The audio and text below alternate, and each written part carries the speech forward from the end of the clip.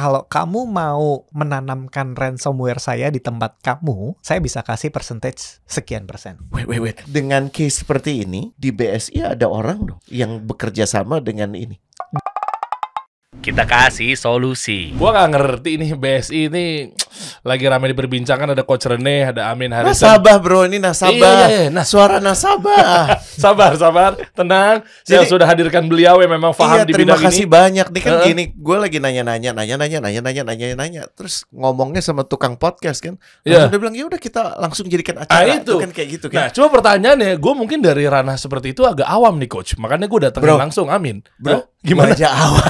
Loh, gue juga awam bro. Sama-sama Ya. makanya kan ada si hijau-hijau gini kan. Ya. Min, makasih ya Min ya. Sama-sama Ini Coach. supaya obrolan ini bisa manfaat buat kawan-kawan yang kayaknya banyak banget jadi nasabahnya BSI di sini. Betul. Karena yang gue denger Min, di publik tuh cuma ada 2 suara. Ya, dari kawan-kawan BSI-nya kan juga udah di dalamnya udah jibaku ya, mati-matian gitu. Tenang, all is good gitu kan. Everything is under Ya control. wajar lah, kan ngejaga kredibilitas dan kapabilitas. Iya, tapi tenang semuanya, aman, hoax, semuanya hoax kan bisa jadi kan? lu pernah dengar gak sih kalau ada kalau ada keadaan tertentu terus kita ngelihat ada orang yang ngomongnya tenang, semua aman. Kok gue malah justru makin curiga ya? Gue malah nggak, gue malah tambah khawatir tau gak? Ya, Terus di sisi lain ya yang isinya menurut gue juga nggak bantu, nggak berguna juga. Yang teriaknya cuma udah pindahin sekarang, pindahin gitu. Pindahin, oh iya rame tuh, pindahin ke BCA Syariah sekarang. Iya pindahin keluar, pokoknya keluar gitu kan. Ya menurut gue that's not right juga dong. Biar gimana, gue punya alasan sentimental juga untuk ke BSI. Ini emang bank gue bro. 1 syariah, 2 punya merah putih gitu kan, Republik ini ya. Jadi punya kebanggaan menjadikan BSI sebagai bank gue. Ini gue nggak dapet duit apa-apa ya, gue ngomong gini apa adanya. Mungkin nanti gitu ya, tapi sekarang belum gitu. Cuman kan gini, gimana?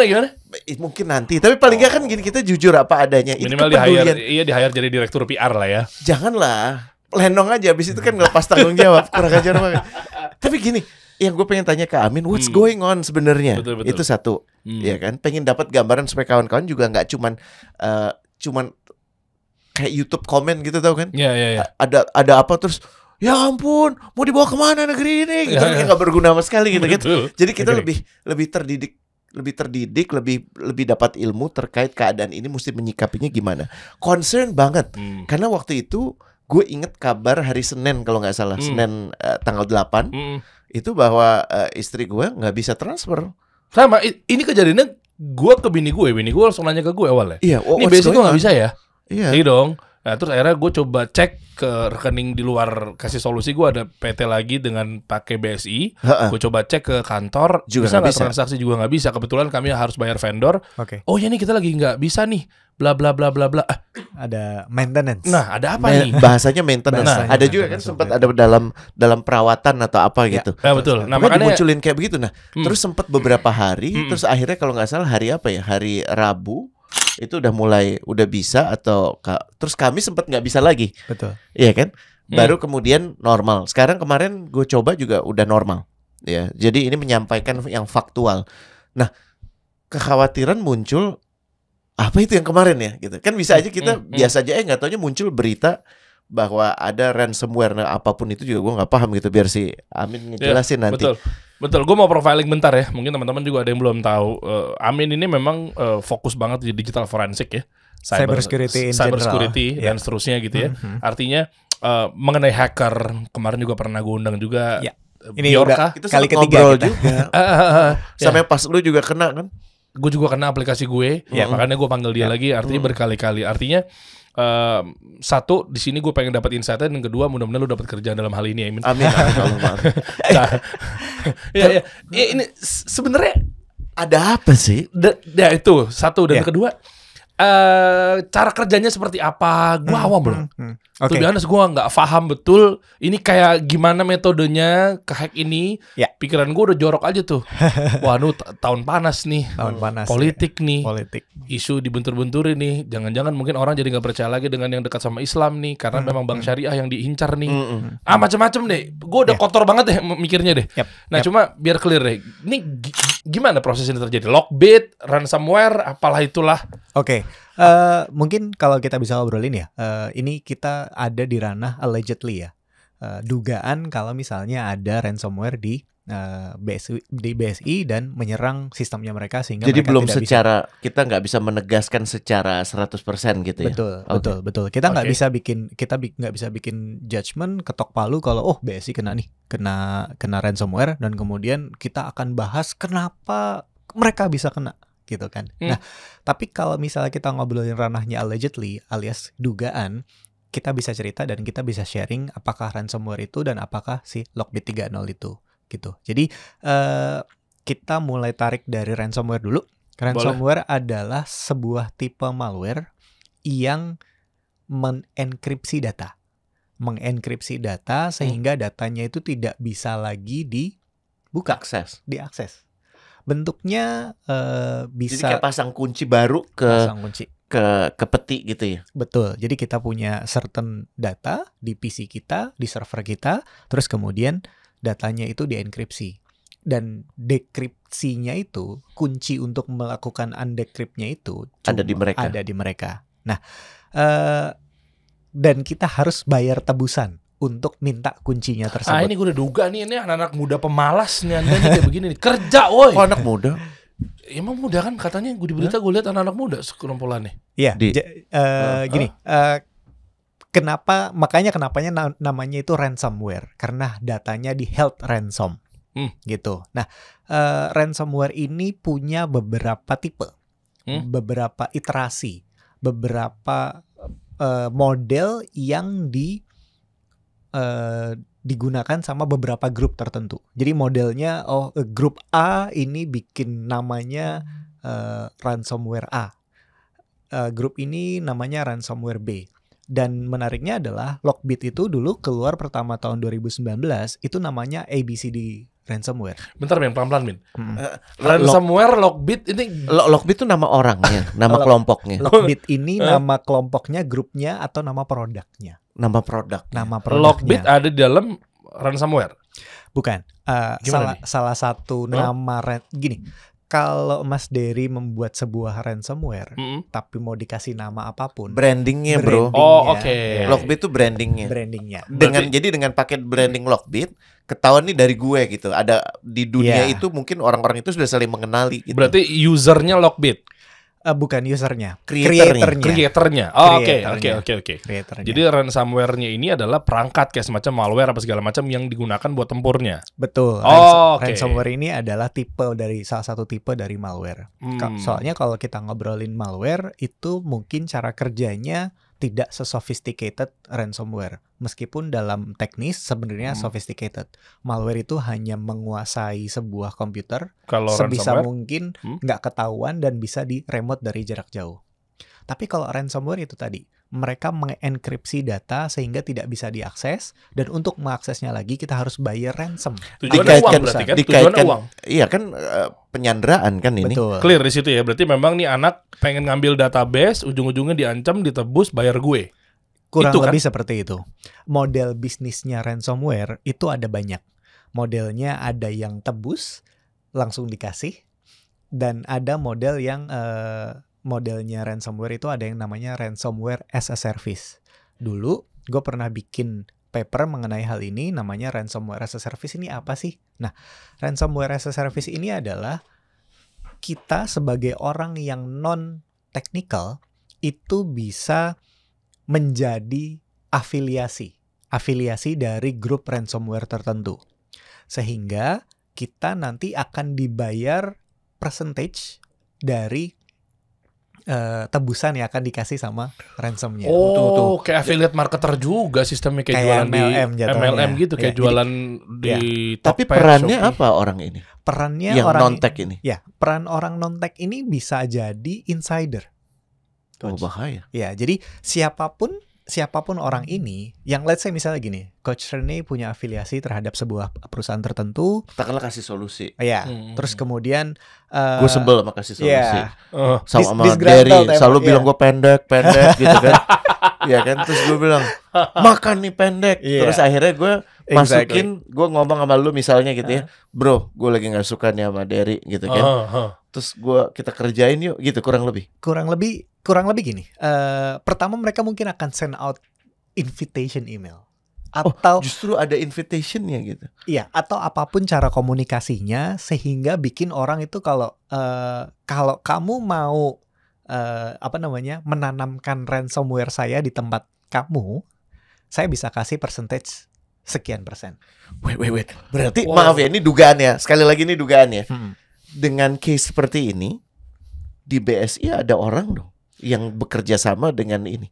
Dengan kalau kita orang dalam. Kalau kita ngobrolin dugaan, semua kemungkinan pasti ada, kecuali dibuktikan lain. Karena itulah fungsinya digital forensic and incident response. Tapi kalau melihat model bisnis dari Lockbit 3.0 ini, mereka membuka seluas-luasnya program afiliasinya mereka. Sehingga siapapun bisa sign up ke mereka untuk menyebarkan ransomware di tempat kerja mereka, atau di mungkin ex-employer mereka. Nah gitu. Ini menarik nih. Baru gue mau tanya itu. Ex-employer ya. Kalau nggak pakai orang dalam atau nggak ada orang tertentu yang mungkin mau diajakin afiliasi, nggak semudah itu Lockbit atau mungkin hacker lah bahasa simpelnya nguasain. Iya dan tidak, Mas Dery. Kenapa gue nggak bisa bilang, nggak gampang? Gampang. Karena cybersecurity itu defensive measurement-nya itu banyak. Setiap company pasti punya cara tersendiri. Cara tersendiri untuk mereka implement their defensive measure. Dan bank sekelas BSI saya rasa sudah punya certain level of defensive measurement dan mereka rutin melakukan cybersecurity assessment. Ya artinya nggak bisa langsung tiba-tiba serang, brek, hancur gitu, nggak bisa ya? Betul. Dia masuknya pelan-pelan dulu atau mungkin minta permohonan dulu gitu-gitu ya? Bisa jadi mereka punya defensive measurement, mereka punya security assessment, mereka punya security devices, tapi misalnya mereka terlambat membeli atau memperbaharui license. Yang mana setahun sekali. Ya, itu bisa jadi jalan masuk. Kenapa jalan masuk? Karena bisa aja si Lockbit ini mengeksploitasi gap vulnerabilities yang ada di software yang versionnya agak obsolete sedikit.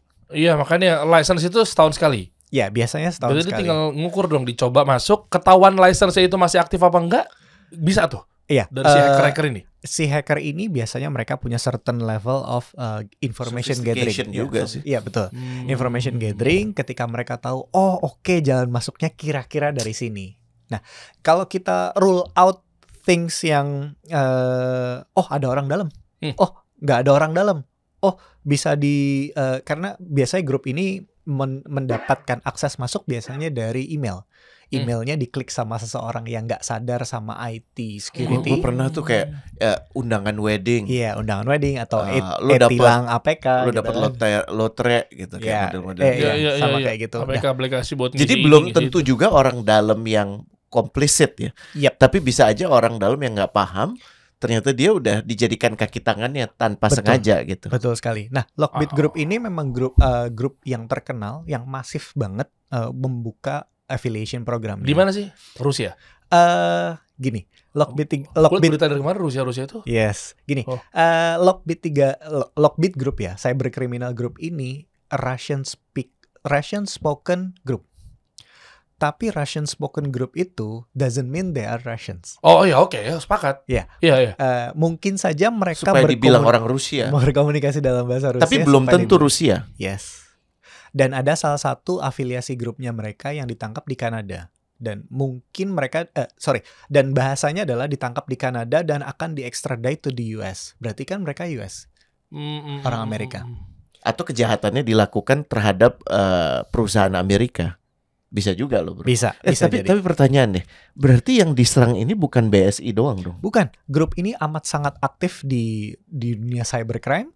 Sudah 1.000 sampai dengan sudah 1.000 industri yang mereka attack. Dan mereka allegedly meminta ransomware sebesar 100 million. Sampai dengan $100 juta. $100 juta. Ransomnya. Bayarannya. Mereka demand $100 juta sehingga, tapi yang dapatnya allegedly cuma puluhan juta dolar. Nah, mereka ini bertindak kayak super villain lah. I can do anything what I want, dan mereka bilang I have to restaurant in New York City. Ngakuin. Mereka juga bukan bisa jadi penggiringan opini ya, biar dia juga lepas jejak ya. Betul. Jadi ada analis yang tracking them for years. Jadi grup ini udah di track for years. Grup tuh berarti beberapa orang ya. Betul sekali. Amin. Betul. Dan yang kita tahu mereka Russian spoken. Muda. Ya, mereka biasanya yang bikin ransomware ini biasanya anak-anak muda. Ya tadi yang gue bilang, kemarin sempat gue baca beritanya, tadi kan pas Coach Roni muda. Karena gue sempat baca-baca juga, ini kelompok ini anak-anak muda dan seterusnya. Makanya gue, ya maaf ya, gue berani declare bahwa ini anak-anak muda pemalas yang pengen dapet uang cepat. Pinter tapi brengsek kalau bahasa gue sih. Pinter tapi brengsek. Ya, bajingan brengsek dan seterusnya. Dengan cara lu kayak begitu, kerja weh, ngelamar banyak tuh di job street. Pakai bahasa Rusia boleh nggak diterjemahin supaya mereka nggak bisa saya. Nggak bisa.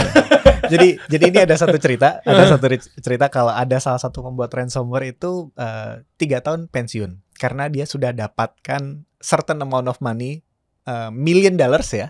Terus kemudian dia bikin post kalau saya udah mau pensiun, saya mau nikmatin my life, ini kuncinya, silakan dipakai. Saya udah tobat nggak mau pakai ransomware lagi. Siapa dia namanya? Saya lupa, nanti saya riset lagi ya. Anda bayangkan ketika, bukankah api neraka itu sangat pedih? Gak laku dia soalnya gak percaya bro. Dia juga kafir juga sih ya. Coba lihat statementnya dia dong. Tapi dia ngomongnya Inggris juga, Min. Berarti bukan bahasa Rusia nih. Yang dari Lockbit bro. Ya, ini kan yang di-upload di internal mereka. Mereka upload di dark web. Jadi dark web itu adalah bukan surface web yang biasa kita buka kayak misalnya detik.com, kasih solusi dan segala macamnya. Tapi kalau dark web itu punya lebih dalam. Punya certain steps gimana kita harus membuka web tersebut. Nah, ini yang buka siapa? Mereka buka dan bikin statement. Sehingga karena BSI-nya lagi rame, jadi viral dan statement ini keluar sampai ke internet, ke surface internet. Dan yang bisa buka hanya mereka-mereka atau mungkin akses tertentu? Publik semua bisa buka, tapi dengan akses tertentu, dengan certain metode tertentu. Pakai Tor network namanya. Ya. Oh, ya ini kan? Nah, ini perkataannya tuh. Mereka bilang on May 8, seperti yang kita omongin tadi. Iya betul, tanggal 8. Tuh dia baru aja nyerang Bank Syariah Indonesia. Wow, ini statement 9 database, dokumen keuangan, dokumen legal, NDA juga disikat sama dia ya? 15 million customer, employees. Tadi gue sempat ngecek di BSI termasuk gue itu ada 18,4 juta nasabah. Berarti sekitar 80% ya. Ya lo kena juga berarti? Ya nggak tahu 80% ya kan kita nggak tahu ini hari ini kan. Banget ya. Hari ini gitu. Mungkin nggak sih Min bisa dapat sebanyak itu? Kalau dari sisi teknis, encrypting data itu atau nge-lock data after data breach itu adalah langkah terakhir. Kenapa langkah terakhir, Coach? Karena biasanya datanya diambil dulu. Jadi untuk maximize their profit, terakhir di ransom. Tapi data yang udah diambil itu sendiri buat apa? Banyak. Diambil saldonya jujur, bisa? Diambil saldo kemungkinan sulit. Karena mereka biasanya tidak mencari profit dari mengambil mengambil saldo dari customer. Malah memperkeruh lagi nantinya ke depan ya? Bukan. Akan lebih mudah bagi mereka institusi. Ya, akan lebih mudah bagi mereka kalau mereka menjual datanya ke higher bidder, ke highest bidder. Lebih mahal sih. Saldo pasti bisa dicari ya. Maaf ya, mungkin gue juga awam. Mungkin bisa jadi negara membackup itu, ya udah saldo pasti balik. Pasti kan ada LPS ya, ada lembaga penjamin. Berarti aman, Coach, gak usah panik, saldo lu gak akan hilang. Iya. Ya udah, siapa? Harus bingung. Pengen tahu kalau gue sebagai salah satu nasabah gitu ya. Risiko gue apa? Kan itu gue berhak tahu. Dia. Nah ini kita cari tahunya di sini tuh.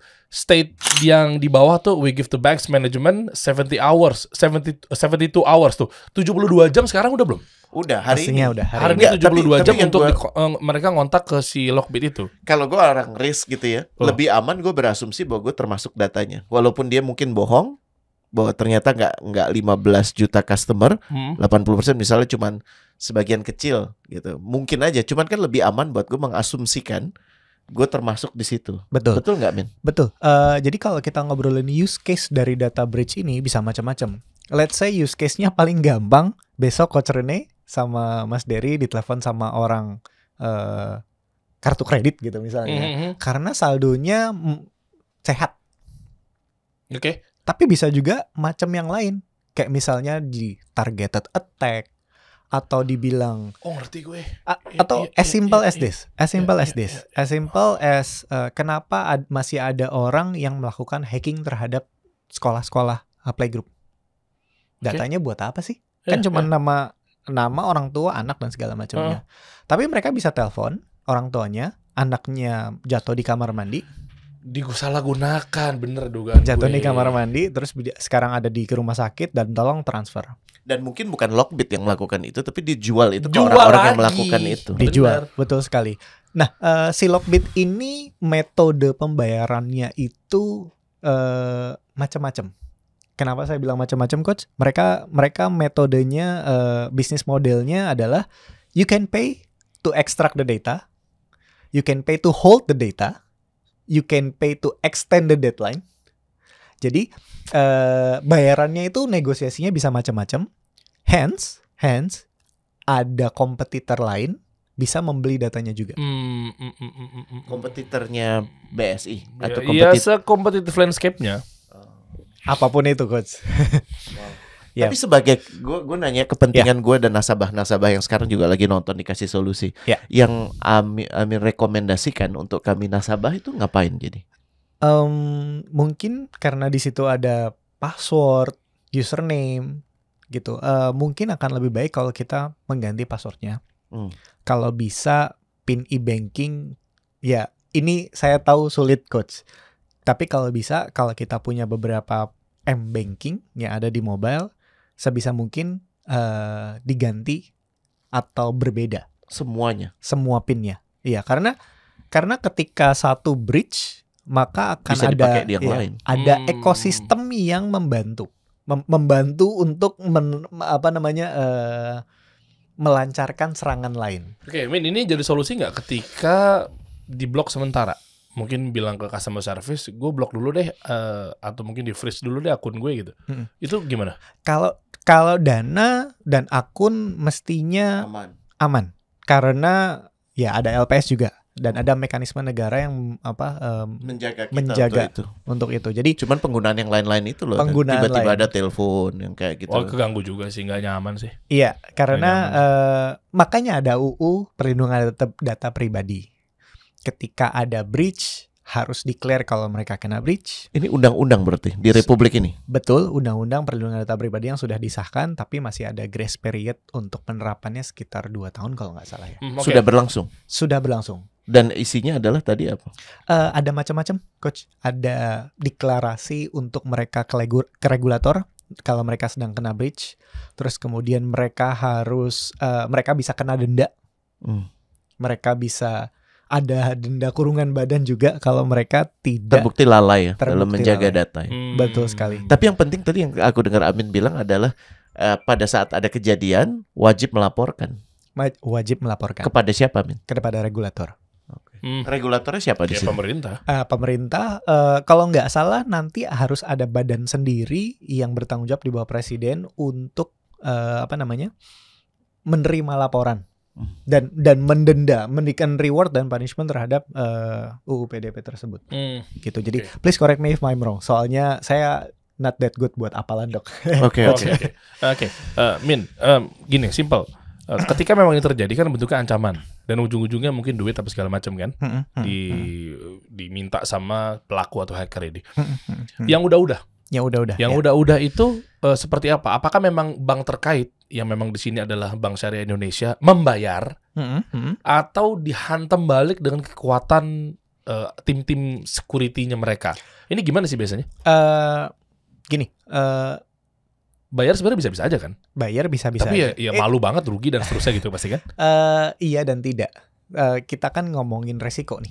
Oke. Resikonya adalah kita tidak bisa operasional, which is sekarang kita udah operasional meskipun 1 minggu. Oke. Mungkin kurang dari 1 minggu karena kemarin udah sempat bisa transfer dan segala macamnya, bisa sebagian 3 hari aja kok. Cuma 3 hari. 3 hari, oke. Terus kemudian kalau bayar datanya bisa di delete Apa nih maksudnya?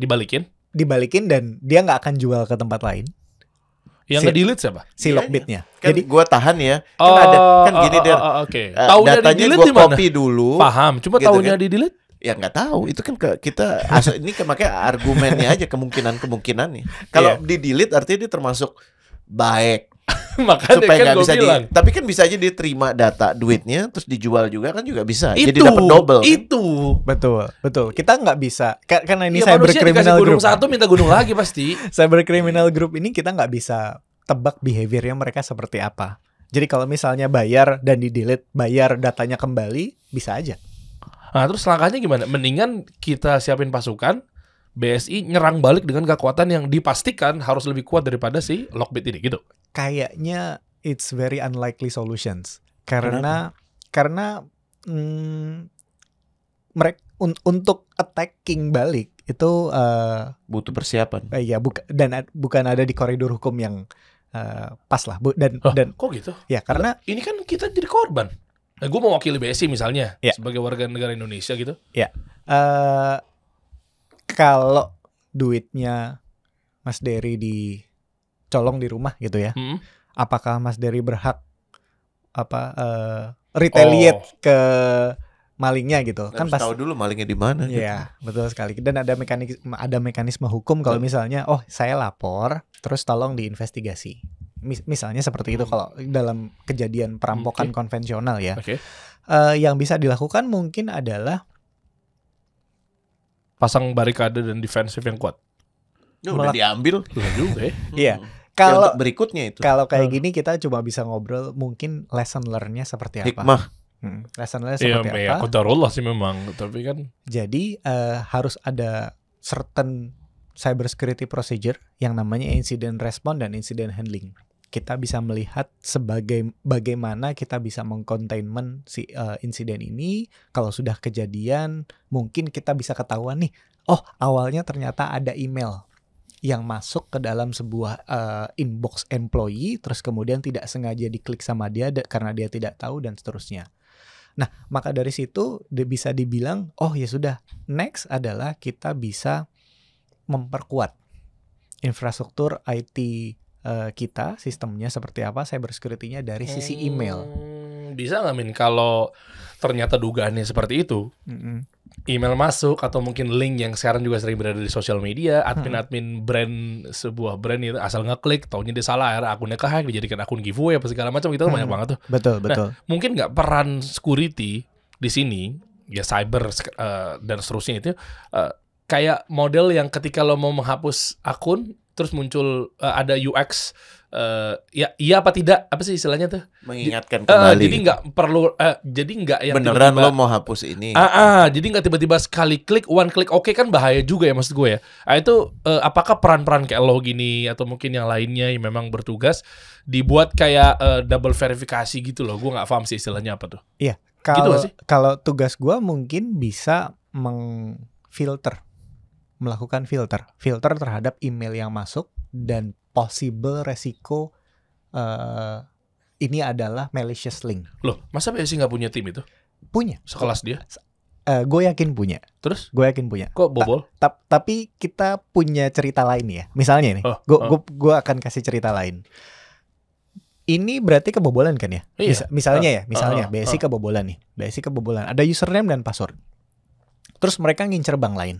Misalnya, gua login pakai akunnya BSI yang terbobol, email kirim ke lu Mas. Gua kenal personal sama lu, tapi lu nggak tahu kalau email gue itu sebenarnya kena hack. Oh, oke. Nah, sistem apa yang bisa melakukan analisa kalau sehebat apapun AI dan machine learning, pasti ada permodelan kan. Permodelan dalam artian resiko. Ini adalah email dari Bank BSI. Akun ini pernah kena breach tahun 2023. Tapi karena lo kenal gue Mas, lo klik nggak linknya? Oh ya, klik. Karena Amin Harisan kan namanya, lo kenal kan? Dan malah excited, ini Amin ada kabar apa lagi? Ada kabar apa lagi? Dia ada attachment, lo buka lagi. Iya, nggak taunya Amin yang udah dihack. Betul. Jadi Nggak taunya dia udah kena zombie. Ini ilustrasi analogi ya. Iya. Jadi dia nyamperin gue buat ngasih virus. Betul. Padahal bukan gue.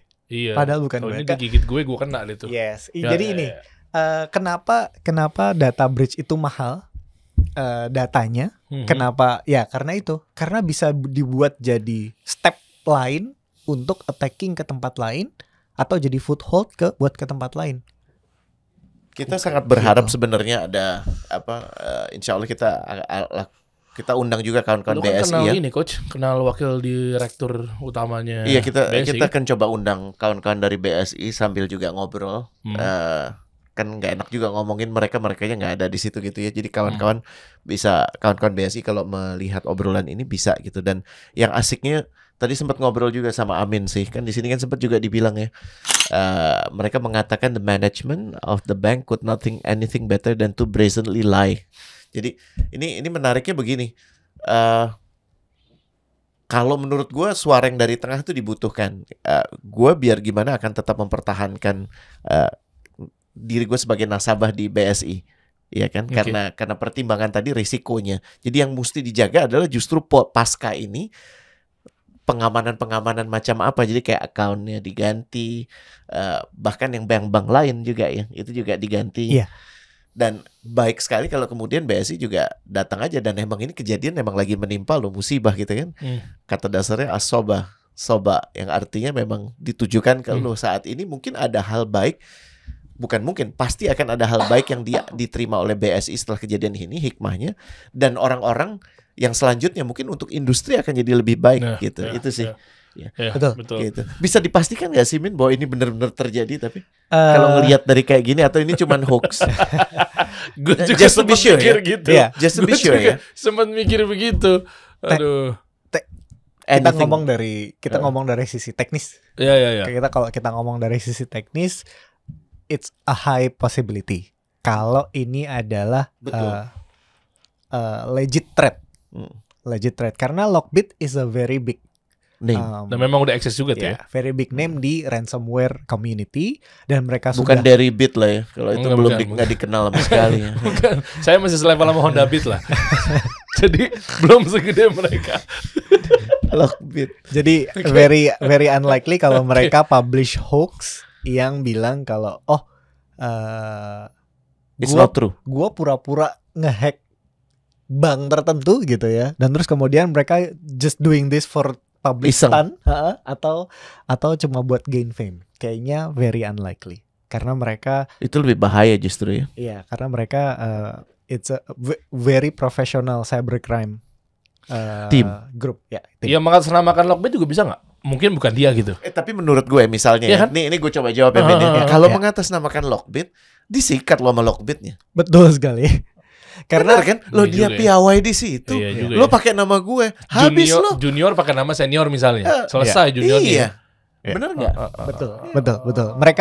Mereka well organized. Mereka udah racking up million of dollars gitu. Jadinya mereka punya resource, mereka punya orang, dan kalau misalnya betul kata coach, ada yang ngaku-ngaku ente siapa gitu kan kasarnya. Oke, dan ini juga jujur pasti dikirim juga ya ke bank-bank semua yang ada di Indonesia. Kok bisa pas di BSI? Itu pertanyaan awam gue sih. Yang berhasil di BSI kayaknya effortnya kemana-mana sih menurut bener gue. Dong. Kalau nggak mungkin Lockbit ini tiba-tiba kayak gue pilihnya BSI aja. Arahnya BSI karena syariah gitu. Karena syariah. Tapi kan di luar yang bank milik pemerintah yang swasta yang syariah juga banyak, Ben. Bro, gue baca JP Morgan kena, bro. JP Morgan kena. Ya, cybercrime itu mungkin tidak mengenal spesifik religi atau gitu? Iya. Spesifik religi atau certain race or suku gitu ya. Jadi mereka memang mengincar industri kritikal. Kenapa industri kritikal, Mas Dery? Pasti bayar daripada ribet. Ya, let's say rumah sakit nih kena ransomware, jebret semua. Itu tega banget sih. Kalau sampai rumah sakit tega banget sih. Jadi lo raja tega lo. Jadi gini, Lockbit raja tega banget lo kalau benar. Jadi ada cerita menarik coach di sejarahnya Lockbit. Boleh dong gitu. Ada hospital yang kena Lockbit. Yang kena Lockbit untuk rumah sakit anak kalau nggak salah di US. Terus kemudian Lockbit secara grup tidak minta ransomware, dibalikin datanya, terus kemudian member affiliate yang yang mengantarkan malware-nya ke rumah sakit tersebut diblok. Nggak boleh jadi affiliate lagi. Oh, malah sebenarnya ngejagain dong. Kesian. Ikut ngejagain dong justru. Iya, jadi mereka even though they are bad guy, they have some ethics mungkin ya. Jadi gini, dia ngecek ternyata memang ada orang dalam yang memang dia menjadi benalu. Gue brengsek, lo lebih brengsek gitu. Itu maksudnya.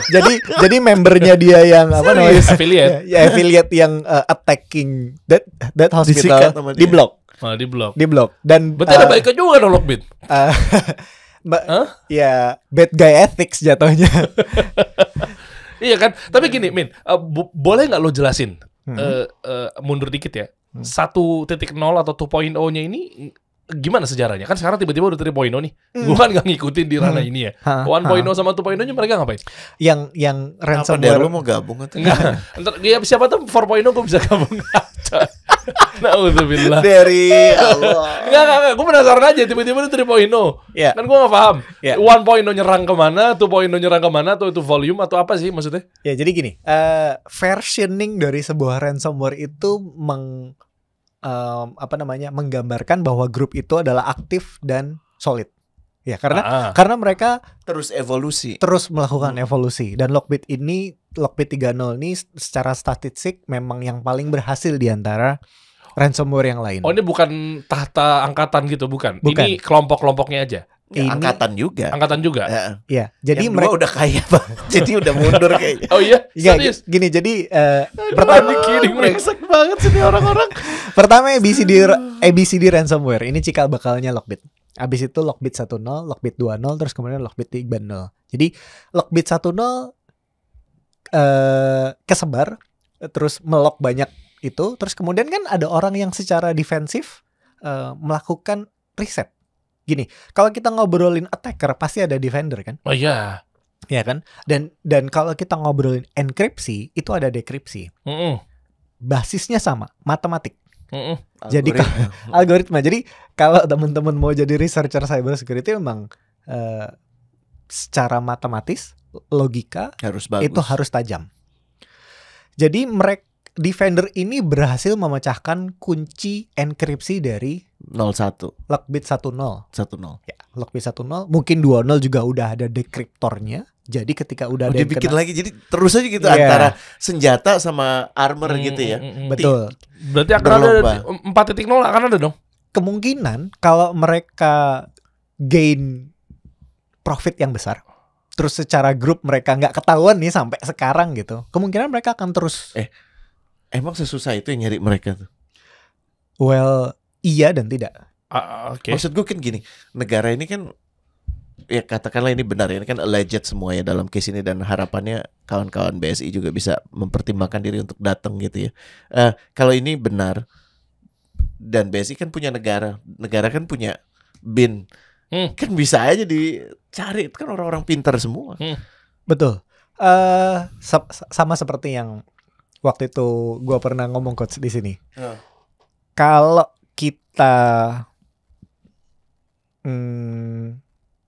kalau ada orang meninggal, jangan ke sana. Kalau ada pencurian dan terus kemudian kita lapor polisi akan melakukan investigasi. Oh jelas. Ya. Betul. Yeah. Dan mereka punya certain method of investigation. Betul. Bagaimana kalau si aktor ini sebenarnya juga punya kemampuan sebagai polisi dan sebagai pencuri? They know how to. Susah sih kalau kayak gitu ya.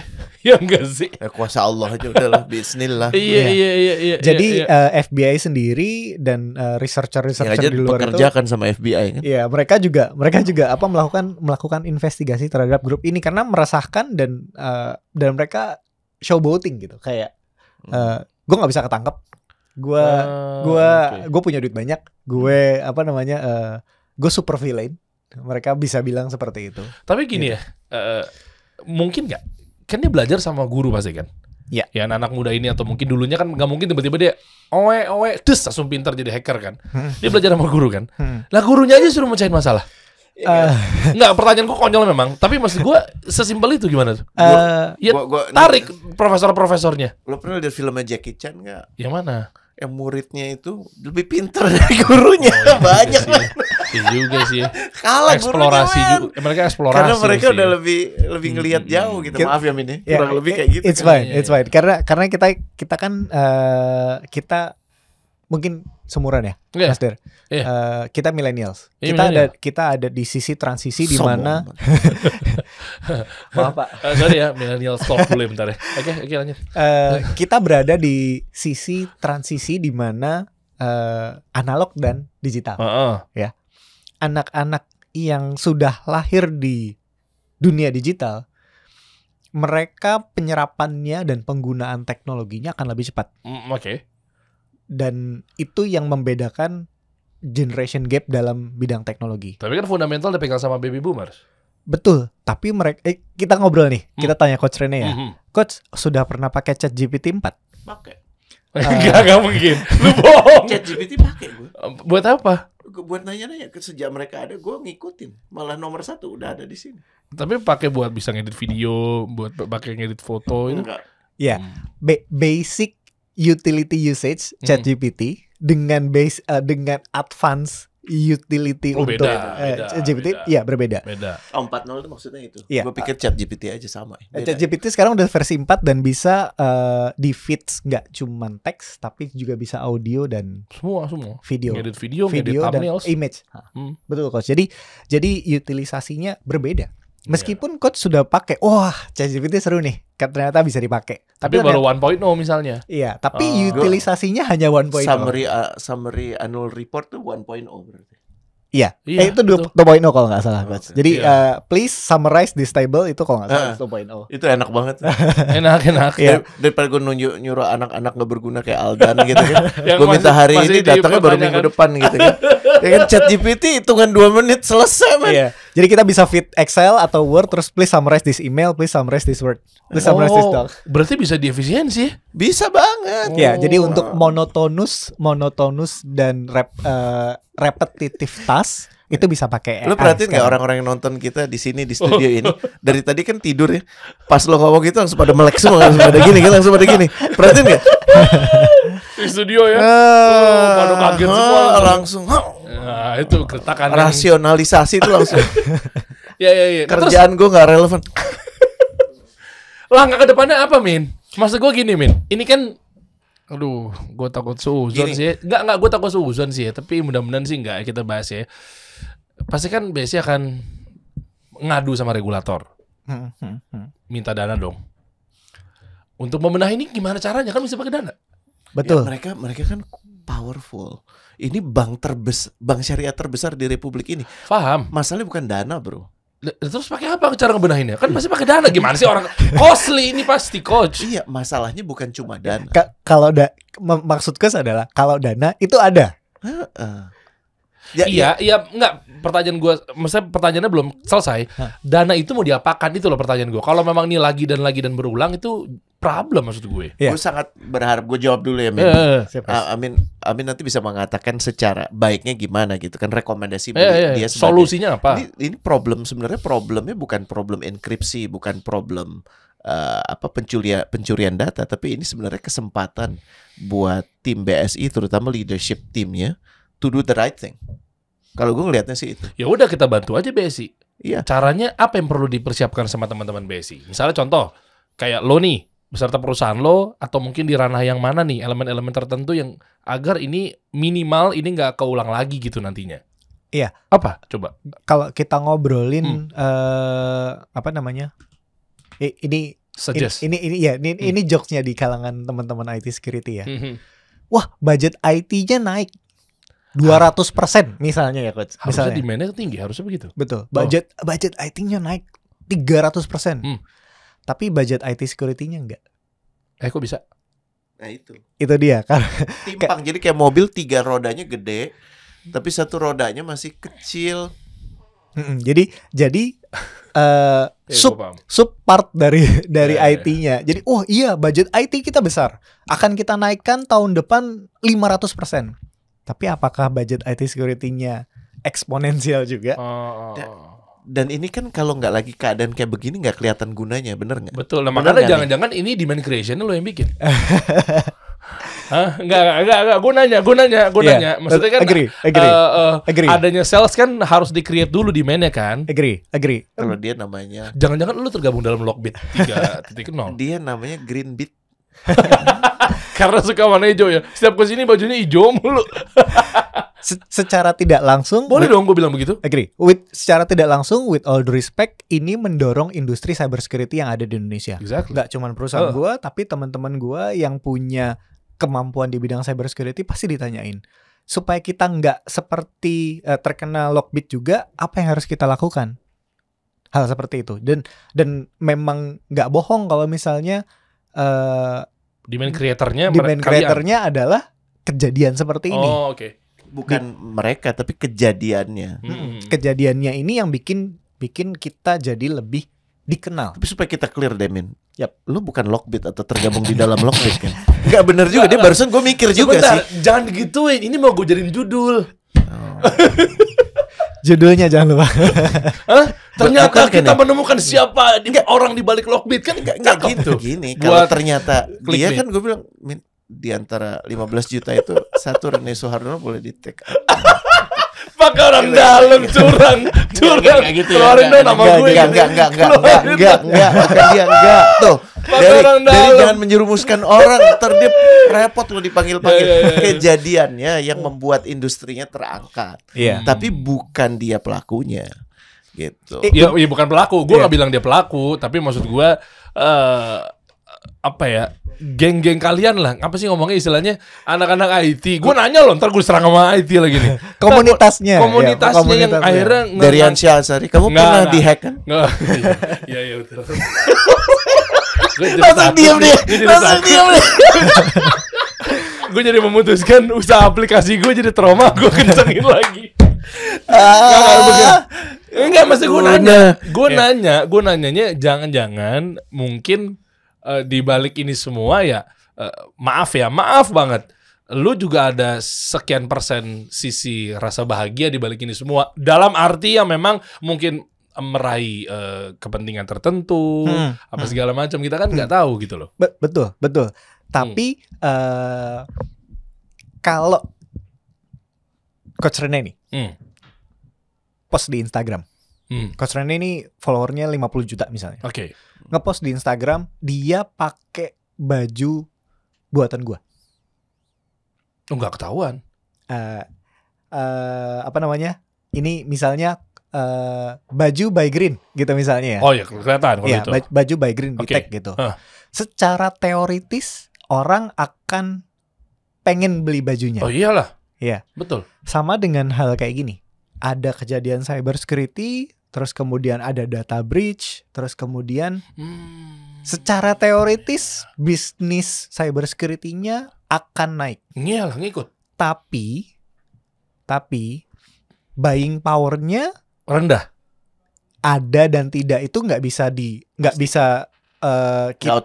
otomatis betul. Kita nggak bisa bilang begitu ada kejadian data breach, spending power-nya langsung tinggi. Enggak juga ya? Iya, betul sekali. Oh, oke, sepakat berarti memang ternyata enggak ke situ banget. Ya gue fair sih. Kayak gini, orang yang nganter mobil jenazah gitu kan. Apakah dia mendapatkan kebahagiaan dari nganter jenazah? Iya kan? Karena dia dibayarnya dari situ kan. Tapi sebenarnya kan gini, orang itu kalau gue duga insya Allah hatinya baik gitu ya. Ini kan kita berprasangka baik. Dia menjalankan tugas itu dengan bangga. Tapi dia nggak mendapatkan kegembiraan dengan matinya orang itu. Mana lagi nih biar gue bisa dapat per trip lagi gitu. Betul.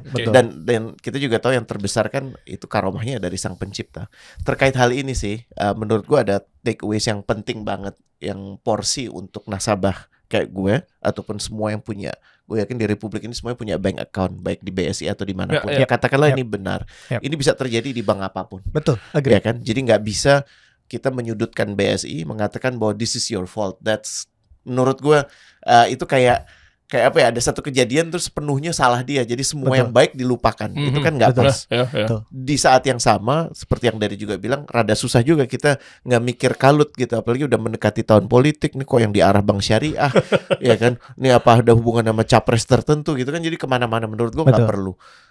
Lo mesti punya tanggung jawab atas risiko lo sendiri. Kerahasiaan lo mesti lo jaga, nomor 1. Jangan bego, ada orang nanya PIN lo langsung kasih, itu kan tolol. Terus lo marah sama banknya, itu kan ngaco. Iya kan? Jadi nomor 1 sekarang apa tadi Min? Semua passwordnya diganti. Dan sebisa mungkin password, gue juga termasuk sih, antar bank itu dibedakan. Antar kartu itu dibedakan. Emang rada rempong, tapi Amin udah ngasih clue waktu itu, udah sempat belajar. Lo lihat yang percakapan dengan Amin sebelum ini tentang episode pertama, yang pertama kali kesini, betul. Ya kan, itu 1. Terus kedua, lebih pas lagi kalau lu bisa minta ganti PIN-nya. Apa PIN udah diganti? Enggak, ini yang M-banking itu loh. PIN M-bankingnya gini, kalau kita ngobrol username dan password kan mungkin kalau username bisa berbeda-beda, password juga bisa berbeda-beda. Atau mungkin incumbent-nya sama. Yang bisa kita lakukan dari sisi kita secara kontrol ya Coach, itu kita lakukan. Passwordnya diganti semua. Passwordnya diganti, PIN mobile bankingnya diganti. PIN mobile banking diganti. Gitu. Jadi yang bisa kita kontrol, yang bisa kita manage, sebisa mungkin kita kerjakan. Oke. Ada lagi Min selain itu buat kawan-kawan? Iya benar. Terutama dari sisi BSI-nya atau mungkin dari sisi korban lah. Ya, kalau dari sisi BSI, kita nggak bisa ngobrolin mereka tanpa ada mereka kali ya. Iya, kita nggak bisa ngobrol. This is on you 100%. Karena gini, cyber security itu bukan kayak obat sekali jadi. Satu kali dipakai ampuh seumur hidup nggak bisa. Jadi seperti yang tadi bilang, cybercrime itu evolving.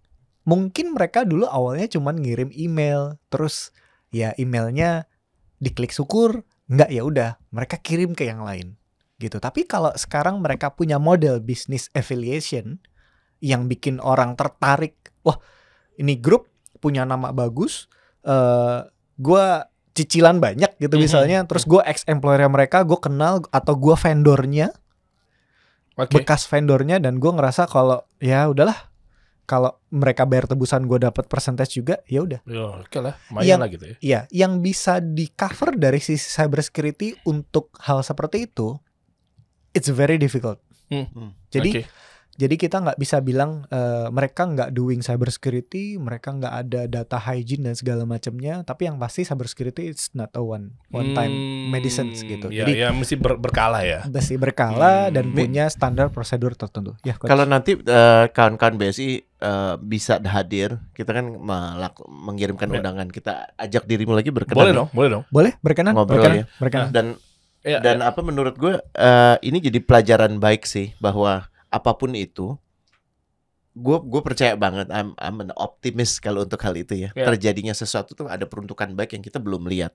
Tinggal kita mau memantaskan diri untuk itu atau enggak. Karena kebanyakan kemudian akhirnya senangnya tuh berhentinya di salah menyalahkan. Terus ganti orangnya, itu nggak menyelesaikan masalah apa-apa. Kalau mentalitinya justru sama gitu, bahwa gue adalah korban nggak bisa apa-apa, atau sebaliknya gue pelaku, gue salah semua, itu juga nggak baik. Jadi kita harus jaga ini di tengah sih ya. Dan menurut gue kawan-kawan yang ada di sini juga bisa kita undang kalau ada hal-hal lain yang mau ditanyakan. Ini tanggung jawab kita sama-sama. Dan jangan lupa loh, kalau terkait dengan bank yang satu ini, ya ini masih alleged semua dugaannya. Dan kita mengatakan ini dalam konteks probability karena belum ada kepastian dari yang ada di dalam gitu. Yang bisa kita katakan adalah mereka berusaha melakukan satu hal yang baik, ya kan? Mengusung bendera syariah dengan plat merah putih gitu kan. Itu kurang keren apa kalau menurut gue. Dan disitulah peran kita untuk mendukung. Nah, tinggal nanti kita tanya baiknya mendukungnya gimana. Itu kan yang kita mesti tanya mereka juga. Dan ini juga gak main-main ya. Maksudnya keputusan ketika mergernya 3 bank syariah akhirnya bergabung jadi satu, itu kan hal yang memang perlu pertimbangan yang matang ya. Akhirnya jadinya Merakat Indonesia jadi fokus nih. Ini ada bank syariah Indonesia nih. One stop bank syariah Indonesia. Nah, gitu maksud gue itu sih sebenarnya. Nah, tapi menarik ya, sebagai di ujung obrolan ini gue pengen tahu sih sebenarnya milestone lu tuh gimana sih, Bin? Lu bersama teman-teman dari apa, lu punya ini company apa namanya? Ya, Cakrabirawa. Cakrabirawa itu artinya gini, pernah gak sih nanganin kasus yang sama? Nah, jangan-jangan mungkin tadi Coach Rene bilang bahwa dengan hadirnya nanti teman-teman BSI atau mungkin perwakilan nih, kalau bisa memang mungkin leadernya apa segala macamnya hadir di sini. Nah, jadi ketemu tuh obrolannya nyambung. Atau mungkin barangkali sekarang mereka lagi nonton, akhirnya mau ceki dulu kan. Nah, sebenarnya lu pernah ngerjain hal yang sama atau yang seperti ini? Sebelum lo jawab, gue cuma mau bilang dia waktu itu lupa nama perusahaan lo.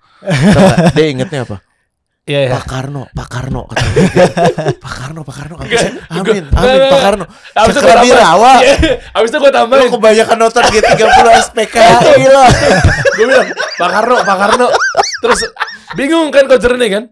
Undang coach tuh di sini nih abis kita kelar podcast. Itu loh G30 SPKI gue gitu lagi. Dia ketawa. Tapi Cakrabirawa itu kan senjatanya Sri Krishna. Betul. Dan itu sekali. gokil banget senjatanya. Iya betul. Dan itu bikinan siapa sih coach? Apa? Bikinan siapa? Krishna ya? Sri Krishna kalau di perwayangan. Itu senjata Cakrabirawa itu most potent weapon. Nothing can beat it gitu. Supaya clear ya. Jadi kita nggak ngomongin soal G30S atau segala macam, tapi betul. Ini diinspirasinya Amin itu adalah dari Cakrabirawa itu. Betul. Gitu. Nah, makanya waktu itu yang jemput Pak Jenderal Ahmad Yani juga lu ada di sini. Oke, kita fokus ya. Boleh Cakrabirawa. Iya, Cakrabirawa. Milestone gua adalah bikin industri cybersecurity itu lebih sehat dan lebih kompetitif. Oke. Karena gini. Industri cybersecurity di Indonesia tuh sebenarnya besar. Gini, kita penduduknya banyak loh. Ada berapa sekarang? Hampir 280. Hampir 280 juta. Tapi ahli-ahli cybersecurity kebanyakan itu bekerja nggak di Indonesia. Oke. Tapi di luar Indonesia. Walaupun orang Indonesia. Banyak teman-teman saya yang if you are guys watching this, mereka punya expertise yang very niche, very specific, tapi mereka tidak bisa bekerja di Indonesia. Karena reward sistemnya yang berbeda. Dan di apa nih reward system yang dimaksud maksudnya apa? Remunerasi nih? Betul sekali. Reward sistemnya itu modelnya adalah remunerasi. Jadi makanya mereka lebih baik di luar aja gitu ya. Betul. With all due respect, memang industrinya belum sebesar itu di Indonesia. Oke. Gitu. Jadi kenapa waktu itu gue bikin company adalah gue pengen bikin industrinya berkembang. Gue pengen temen-temen yang ada di industri ini dan akan ada di industri ini melihat cybersecurity itu is a very cool profession. Very cool profession dan mereka berpikir kayak they can loudly and proudly say it kalau gue cybersecurity. Gue cybersecurity. Selama ini apa tabu gitu atau gimana? Selama ini mungkin orang tua akan berpikir hacker ya IG bisa balikin IG saya nggak? Gitu, tapi kalau makanya gue berusaha banget pengen bikin industri ini jadi lebih maju. That's why I'm in the industry and I'm building a company. Gue respectnya begini, dia terlalu rendah hati untuk nggak ngomong ini. Amin itu punya opsi untuk nggak di sini. Dengan skill dia punya opsi untuk nggak kerja di sini. Lo kalau dengar ceritanya ya di luar maksudnya. Iya di luar dengan gaji yang lebih gede. Kenapa? Tapi dia memilih di sini untuk mengembangkan industrinya. Artinya apa? Ada satu allegiance, satu kesetiaan Amin kepada apa yang namanya disebut konsep Indonesia. Dan dia nggak bisa ngelakuin ini sama-sama. Dia nggak bisa ngelakuin ini sendiri. Dia harus ngelakuin ini sama-sama. Yang artinya kesadaran ini hanya bisa dimunculkan kalau ya BSI, BRI, semua bank-bank yang masuk ke dalam industri sensitif tadi itu, para leadernya punya kesadaran bukan cuma ngelihat ini sebagai one time only. Ini jadi pertimbangan berkesinambungan, gitu. Dan kalau itu terjadi, menurut gua ya kita nggak perlu takut sama Lockbit, sama Deribit, ya kan, sama Renatbit, Aldanbit gitu. Kenapa? Karena industrinya udah matang, talentnya banyak, dan talent yang banyak itu kan artinya punya capacity. Karena gini, orang mau berbuat brengsek itu butuh satu miskonsepsi hidup sedemikian rupa sih. Sehingga makanya kalau enggak, kenapa dia nggak terus-terusan jadi brengsek? Dia kan bilang gue mau dapat jumlah segini, habis itu gue mau nikmatin. Artinya bahkan orang-orang yang pinter brengsek ini paham bahwa I cannot live like this forever. Benar nggak sih? Betul. Dia nggak bisa ada di dalam diri dia tuh ada terang yang mengatakan yuk kacau lo tuh, lo bikin susah orang. Fitrahnya tuh pasti begitu. Allah udah kasih fitrah tuh seperti itu. Amin secara sadar memilih menjalankan yang fitrah itu kan. Dia ingin menjadi yang menyeimbangkan orang-orang yang pengen cepet dapet nih Iya kan? Soalnya kan rewardnya cepet kan. Katanya urusan hari Minggu udah dibayar, betul kan? Iya, karena mereka kan ransom. Namanya juga disandra kan? Betul. Nah, dia kan kudu meyakinkan orang, kudu ketemu orang, kudu meyakinkan bahwa lu butuh ini. Tapi tidak ada yang paling meyakinkan selain daripada orang-orang brengsek ini meyakinkan orang-orang itu kan. Betul. Sehingga akhirnya dia ngelihat, lu gak harus ngomong juga, Min, bantuin gue deh, Min. Soalnya gue sekarang butuh lu gitu. Nah itu sih menurut gue. Masya Allah. Ini ya, company milestones. Tuh, 2016 ya. Wow. Ya, kita di-founded dari sana. Dan sekarang ya itu dia. Kalau gua cuma bilang industri ini harus maju, industri ini harus berkembang dan segala macam, tapi gue nggak make example out of it, nggak ada, gue berarti talk to action ratio-nya 0. Jadi makanya gue harus punya kendaraan supaya orang-orang betul yang kata Coach tadi, lo itu talented, nggak perlu nggak perlu jadi orang brengsek, kerja bareng di industri ini. Tapi gue bisa grow kalau industrinya grow. Kalau orang-orangnya sadar kalau cyber security itu it's penting. Gue punya ide buat lo berdua, baru kepikiran sekarang. Lo kan punya kendaraan, lo kan punya kasih solusi. Kita bikin Amin sebulan sekali. Boleh. Terus gini, gue fasilitasi untuk ketemu dengan perusahaan-perusahaan yang mau membuka dirinya terkait isu itu. Mungkin yang nonton nggak sebanyak kalau yang channel biasa gitu kan. Kan yang pasti kita kan nggak ngomongin kapan lo kehilangan perawan lo atau segala macam gitu kan, itu nggak ada gunanya, betul kan? Oh, itu yang ditanyain ke narasumber yang hadir ya? Iya kan, kita yang padahal dia ngedeklar bahwa dia smart people. Iya, but anyway, kita di sini ingin memunculkan dakwah kebermanfaatan. Jadi Amin kita undang di saat ada orang-orang dari perusahaan atau kelompok yang ingin counseling sama dia. Cuman karena lo kan mintanya gratisan untuk sekarang, kita jadiin on air aja gitu kan. Supaya orang bisa melihat sisi-sisi lain. Jadi yang mendengarkan kan banyak sekali pebisnis di sini kan. Terutama itu. Ya kan, dan sambil kita mengembangkan industri yang sedang dia coba usung, cyber security itu. Bisa nggak, Min? Bisa. Sepakat ya? Kita bikin acara bulanan dikasih solusi. Mungkin kalau ini kita di coach kasih solusi juga nggak apa-apa. Tapi kalau ada perusahaan-perusahaan di sini yang ingin ngobrol sama Amin, bisa taruh di kolom komen. Ya. Semakin besar perusahaannya semakin baik karena dia butuh challenge, ya kan. Di situ adalah obrolan yang bisa dibuka ke publik, walaupun nantinya silahkan aja diatur aja sama Amin, gitu kan. Ini salah satu langkah realistis bahwa atas kejadian yang menimpa, alleged dugaan kejadian yang menimpa BSI, ada hal baik yang muncul dari situ, yaitu kesadaran bahwa kita punya tanggung jawab untuk jagain ini sama-sama. Bikin gitu gimana ya? Boleh, setuju. Oke. Aman deh. Aman. Ini kayak studio baru ya? Jangan nyampe. Oke, jauh ya. Gila, studio baru banget. Dulu deketan mejanya. Udah punya uang beli meja baru panjangnya. Nah, Coach, kalau gue bisa nambahin satu hal, boleh dong. Nambahin satu hal, cyber security itu nggak murah. Untuk kita akan sampai ke sana. Tapi kalau sekarang udah ada kejadian, everything is cheap. Kok bisa? Ya, kan karena relatif kan, gue nggak pengen kejadian kayak gitu menimpa gue bayar deh. Kalau udah ada data breach, kalau udah ada kejadian, bagaimanapun caranya, berapapun harganya, harus recover. Setuju. Gue jadi ingat satu hal, sorry. Apa tuh? Orang Indonesia tuh pelupa dan seneng jadi pelupa. Nih isu ini nih, kira-kira 2 pekan lagi hilang. Ada kejadian videonya siapa kebuka atau siapa selingkuh sama siapa, ya kan, atau artis mana lagi ngapain gitu, itu ketutup kan. Tapi kan problem ini kan real sebenarnya kan. Real kan, Min? Betul. This is a real problem. This is a real problem. Tugas kita adalah ngangkat yang gak populer ini. Real problem affecting real people. Real problem. Gue dalam beberapa hari itu kagak bisa transfer tuh lumayan pusing loh, men. Iya. Lu juga kan? Walaupun istri lu yang nanya lu kan? Iya, betul. Iya kan? So that's a real problem affecting real people. Now let's discuss that. Kita kasih nama programnya itu aja tuh. Boleh? Gitu. Khusus untuk pembahasan itu ya? Real problem affecting real people. Oke, nanti kita kupas lagi teman-teman. Kalau memang mau tahu informasi lebih lanjut, di deskripsi udah kita bantu ya, cakrabirawa.id. Dan teman-teman tinggal cek aja lah kira-kira seperti apa sih dan kenapa juga harus pakai cyber security dan seterusnya. Terdekat berarti lu pegang terakhir proyek apa? Kemarin. Gua nggak bisa bilang, sorry. Tapi one of the biggest apps yang tiap hari orang pakai. Iya. Kenapa lo ada NDA gitu? Nggak bisa ngomong? Iya. Dan case-nya boleh nggak case-nya? Case-nya aja, nggak usah nyebutin nama brand. Oke. Kalau case gini, kalau gua mengamankan sesuatu itu ada yang bisa gua omongin dan ada yang enggak. Oke. Kalau gua melakukan investigasi, itu gue cuma bisa bilang bukan industrinya, tapi mungkin case-nya. Case-nya lebih banyak fraud. Fraud.